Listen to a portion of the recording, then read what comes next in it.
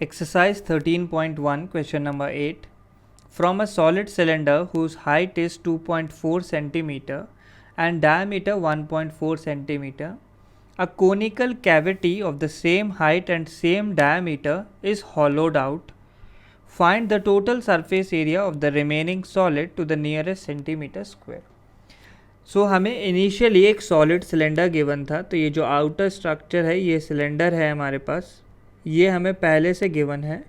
इस cylindrical structure में से एक कोनिकल कैविटी को निकाला गया है। तो ये जो कोनिकल कैविटी है अंदर, इसे निकाला गया तो हमें बाकी जो भी रिमेनिंग सॉलिड बचने वाला है, जो भी रिमेनिंग सॉलिड है उसका हमें सरफेस एरिया निकालना है, टोटल सरफेस एरिया निकालना है। बाकी डायमेंशंस हमें मेंशन्ड है कि हाइट ऑफ सिलेंडर और हाइट ऑफ कोन ये दोनों चीज़ें सेम होंगी 2.4 सेंटीमीटर्स के। तो डायग्राम से क्लियरली हम देख सकते हैं हाइट ऑफ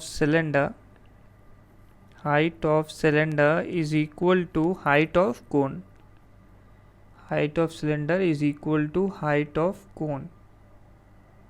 ये दोनों वैल्यूज़ हमारे पास बिल्कुल सेम है। इसको हम स्मॉल h से डिनोट करेंगे और इसकी वैल्यू गिवन है 2.4 centimetres. Next, diameter of cone और डायमीटर ऑफ सिलेंडर, ये दोनों वैल्यूज़ भी सेम है 1.4 सेंटीमीटर्स की। यानी रेडियस की बात करें तो दोनों की रेडियस भी जो है सेम होने वाली है। So radius of cylinder is equal to radius of cone, is equal to radius of cone. इसे हम स्मॉल r से डिनोट करेंगे और वैल्यू कितनी हो जाएगी, डायमीटर अगर 1.4 सेंटीमीटर है तो रेडियस उसका हाफ होगी 0.7 सेंटीमीटर। तो 1.4/2 is equal to 0.7 centimetres. Next, अब हमें ये देखना है कि टोटल सरफेस एरिया कैसे निकाला जाएगा। तो total surface area of remaining solid, total surface area of remaining solid, तो ये हम कैसे देख सकते हैं। अगर हम ध्यान से ऑब्जर्व करें फिगर को, तो जो सिलेंडर है उसकी आउटर वॉल्स का एरिया तो हमें डेफिनेटली काउंट करना होगा।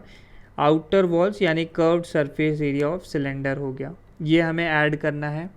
Plus definitely base of the cylinder कहीं नहीं जाने वाला है, बेस ऑफ द सिलेंडर भी ऐड करना होगा।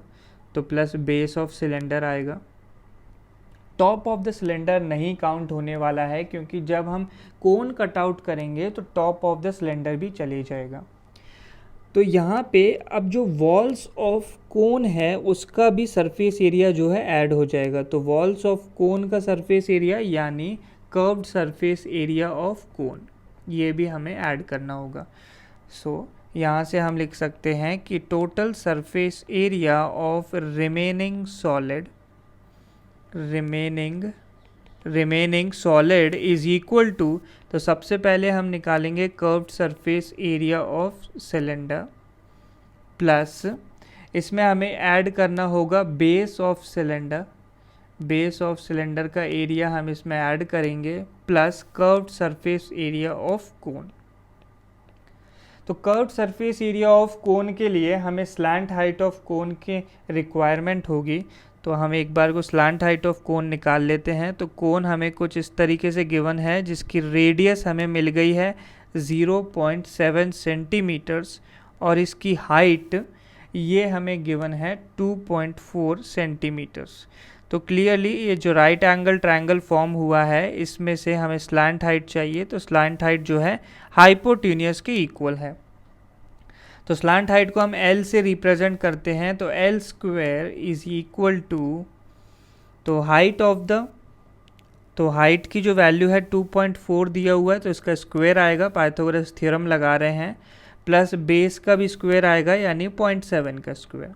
तो ये बनता है L is equal to whole root of 2.4 square. तो 2.4 का स्क्वायर, 24 का स्क्वायर होता है 576, तो 2.4 का हो जाएगा 5.76, प्लस 7 स्क्वायर 49 होता है, तो 0.7 का स्क्वायर 0.49। तो ये वैल्यू आ जाएगी होल रूट ऑफ, तो 5.76 प्लस 0.49 ये हो गया 6.25। तो 625 25 का स्क्वायर होता है तो 6.25 किसका स्क्वायर हो जाएगा, 2.5 का, और यूनिट सबकी तरह सेम आ जाएगी सेंटीमीटर्स।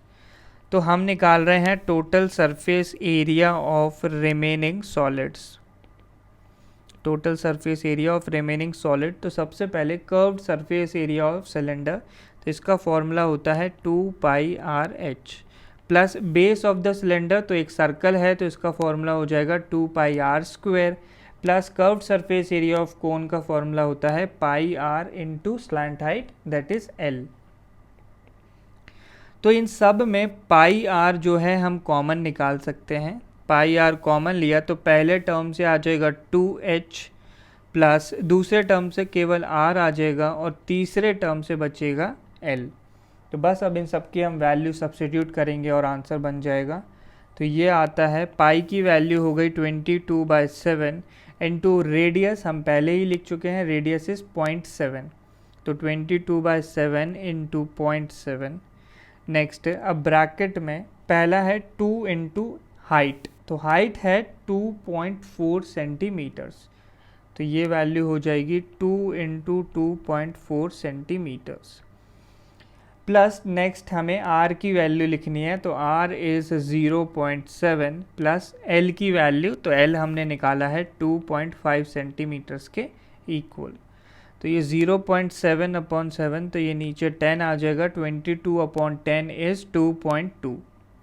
तो 2 इंटू 2.4 ये हो गया 4.8 प्लस 0.7 प्लस 2.5, तो 2.5 प्लस 0.7 किया तो ये वैल्यू हो गई 3.2, 3.2 प्लस 4.8 ये वैल्यू हो जाएगी 8, तो ये आ गया 2.2 इंटू 8, तो 22 इंटू 8 होता है 176, तो 2.2 इंटू 8 हो गया 17.6, और सारी यूनिट सेंटीमीटर्स में थी तो यहाँ आ जाएगा सेंटीमीटर स्क्वायर।